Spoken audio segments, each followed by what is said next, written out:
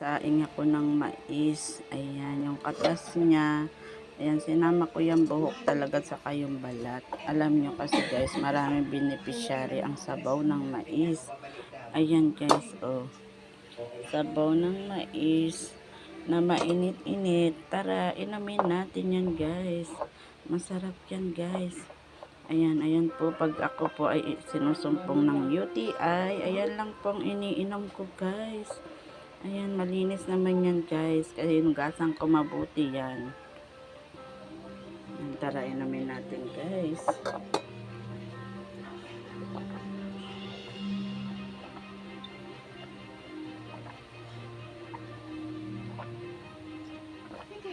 Harap. Ba guys? Wala naman lasa yan eh. Malalasahan mo lang siya yung mais. Ayan, hiningi ko talaga yung balat niya sa binilihan ko guys.